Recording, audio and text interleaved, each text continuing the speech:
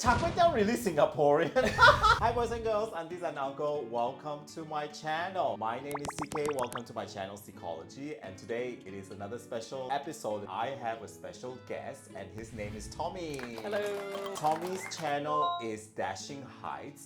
Actually, I came from Indonesia. I've been in Singapore for about 15 years now. Recently turned into a Singapore citizen. I started out as a hobby. I wanted to document my exciting parts of my life, like when I go to on vacation, I want to take some stuff and maybe make it into a YouTube video, you know. Then over time, you start to do something and you start to question how to do it better. And it led up to how now my goal is I want to help people to explore Singapore in the best way that they can. Your first video I saw was jumping out of an airplane in Switzerland. Yes, I started getting serious about 2 years ago because that's when I wanted to see how can I make this channel to be of more value to people. Actually, if you dig up a bit more, my earlier videos are about nature in Singapore. Dashing Heights, how did you got that name for your channel? Even further back in my uni days, I started out a blog when I wrote about my hiking adventures. I was on an exchange trip in Japan. I was lucky enough to visit a lot of their parks. Each time I go somewhere, I realized, actually I want to document my hiking adventures, so I started writing on a blog. And the name Dashing Heights, back then I like to climb mountains in the park, so I like to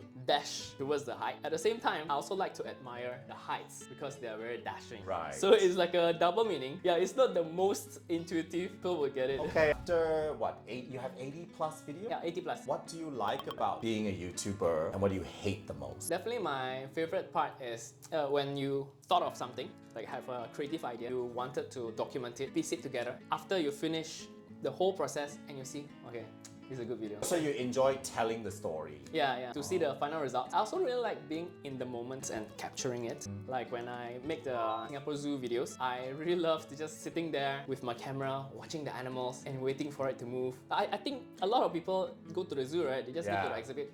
Oh, lion, okay. Elephant. But for me, I love to just stand there like, oh, what's the lion gonna do next? What's the elephant thinking about? And what do you hate the most? Honestly, it's the editing. After you shoot everything, right, then you realize, oh damn, there's like 20 gigabytes of video that I have to sort. After sorting the video, you have to put it together. Then I think this part maybe is my fault. I am very particular about the music.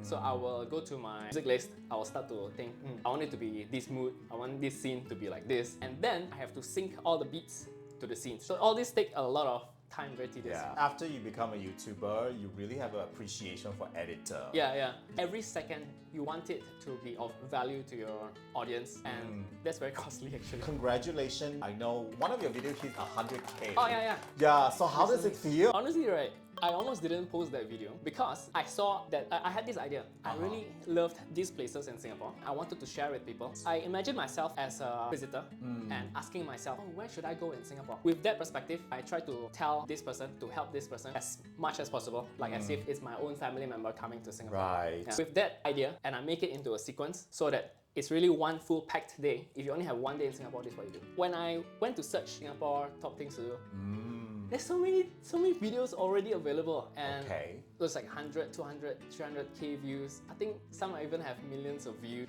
I was like, man, who's gonna watch my video? Yeah, it was unexpected for you. Yeah, it was unexpected. What do you think makes a successful YouTube video? One thing I learned is it's about supply and demand. Think of each YouTube video is like a product. Right. And each product must have its own inherent value. I think just happened that my top 18 videos that reached 100k, it fulfills the need of a lot of people who has an interest in Singapore and just want to know, oh, what can I get out of Singapore? I feel that I really imagine it as me telling my friend, oh, you should explore Singapore. So I think people liked the energy and the connection. The advantage was you are a local. So I rather trust a local. Yeah. I guess that's one of the advantages as well, because a lot of the competitor videos that I watch, they are all sharing their experience from their 3-day, 5-day, 1-week visit. But I'm here the whole time. Correct. And whenever I need to know something about this attraction, I actually will find out everything about it, and I'm not bound by I only have 5 days here.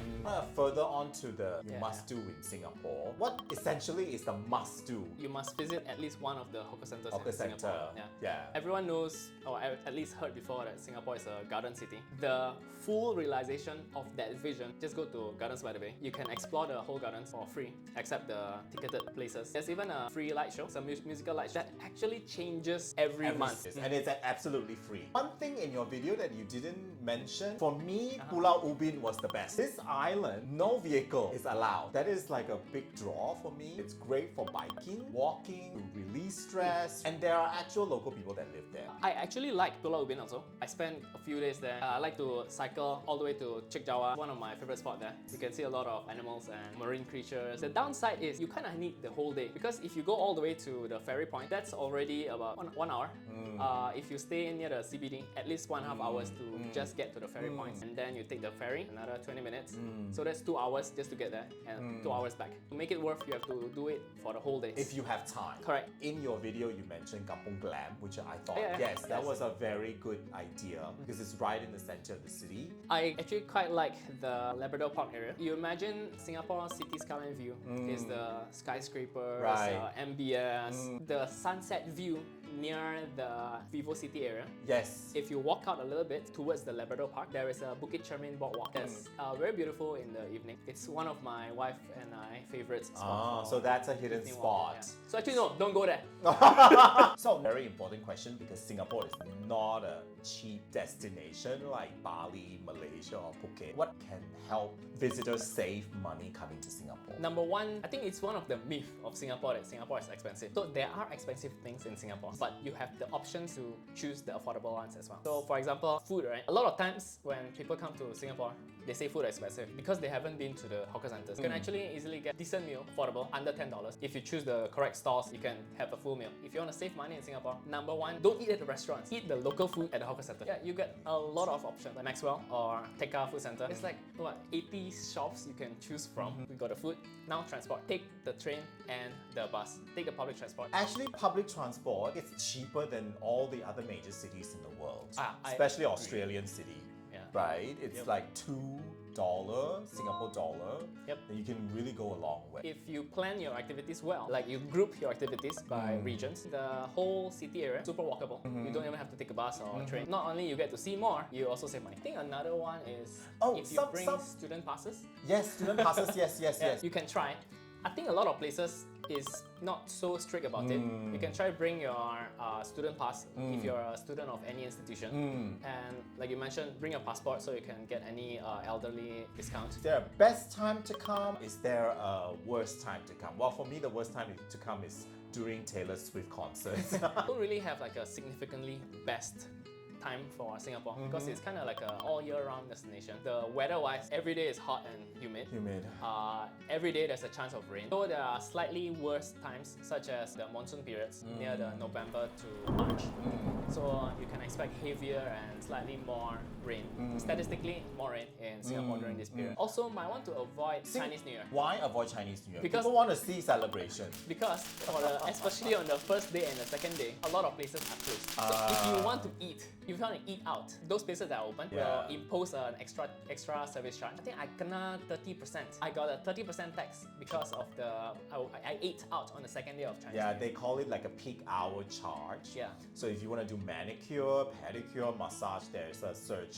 Even you want to cut your hair 1 month before the Chinese New Year. Everybody rush to cut their hair. Yeah, and all the barbers will charge you extra $5-10. Correct. Like, so why? the local here, where they of course they sign up packages like do 10 times free one. That is not applicable during the Chinese New Year time as well. So the locals, they rush to do their whatever they need to do before the month before Chinese New Year. Singapore hosts Grand Prix. If you like Grand Prix, you can come that time. But if you don't like it, then don't come. Yeah, because the hotel, they pull up their prices right during Grand Prix. And it's super crowded. It's super crowded. Because they take away part of the road, right? Yes, that's correct. Some of your bus transit routes, if you use Google Maps, and the Google Map tell you take this bus, sometimes it doesn't reflect that actually the road closure has affected the route, and you'll end up not where you wanted to be. So Grand Prix is a huge thing here. And also always school holidays, just check Singapore school holiday, and that's when prices go up all across the island for hotel, which is usually December, March. May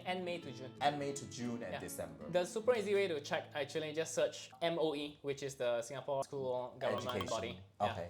MOE school vacation calendar. Every year they will post this in advance. So let's say you're traveling in 2025, just wait for maybe December. They will post for the whole of the next year. Yeah, I wouldn't do December because the whole world is on holiday. Yeah, December. Yeah, December, I don't travel in December because it's just so crazy. The etiquette alone will kill you. What's your favorite Singapore food? I really like char kway teow. You like char? Yeah. Is char kway teow really Singaporean? You're talking to a Malaysian there from Penang. The wok hei is very important in char kway teow. Yes, yes. And how much egg in proportion to the kway teow also gives a little bit of texture and flavor difference. Okay. If people want to taste what's really Singapore, right? I think the easiest meal and very palatable to most people is chicken rice. The chicken rice here is really good. Really, really good. Like very authentic. So now, Tommy is gonna teach us Singlish, which is English in Singapore. We call Singlish. I'm gonna compare Manglish. I don't really know Manglish that well. You know what I mean? If you have been following my channel, I hardly use any Manglish. I try to speak a standard English. What are the Singlish that you think people should know so that when they speak to the local, they won't go like, huh, what did you say? Singlish essentially is like the accent or the slang version of English in Yes, Singapore. yes. A lot of use of this word already, which if you dial it back in time is back to the Chinese words, le.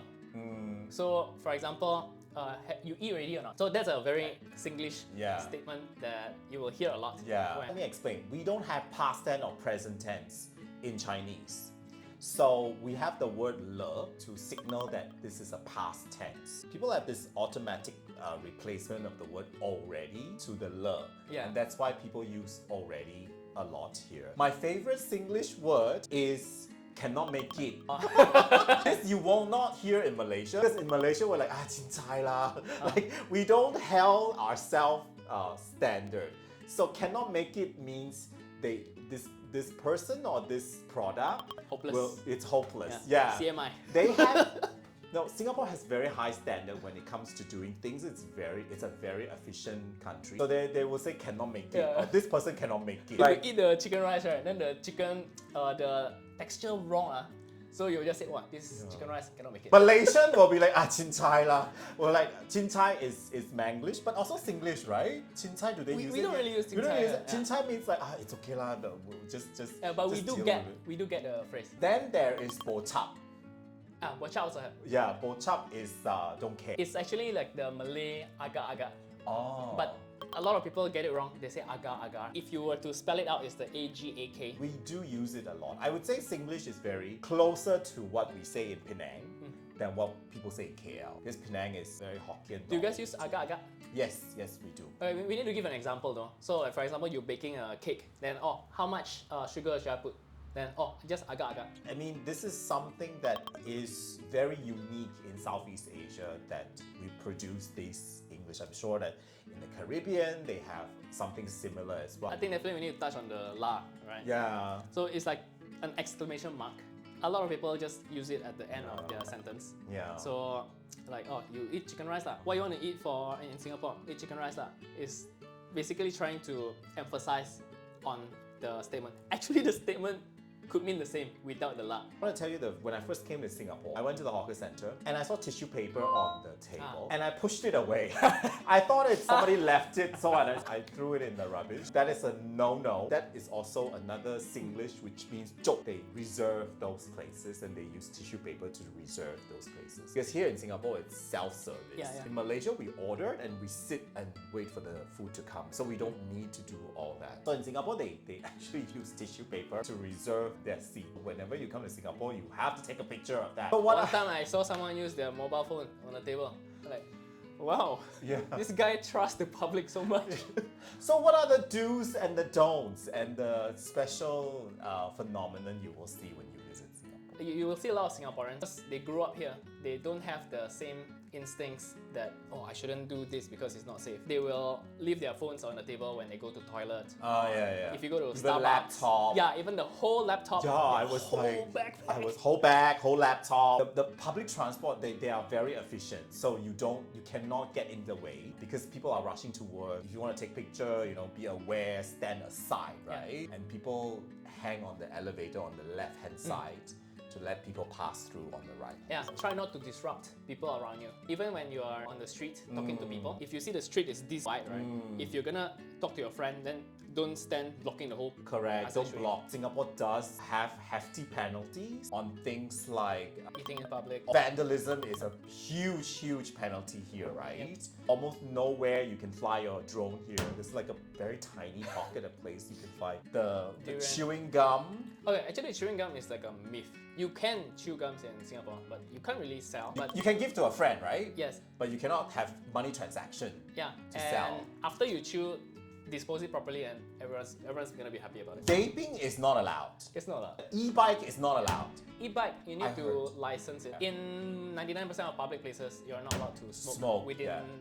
I think, 5 meters of it. Yeah. So even bus stops, people like to smoke while they wait for Yeah, the bus. yeah.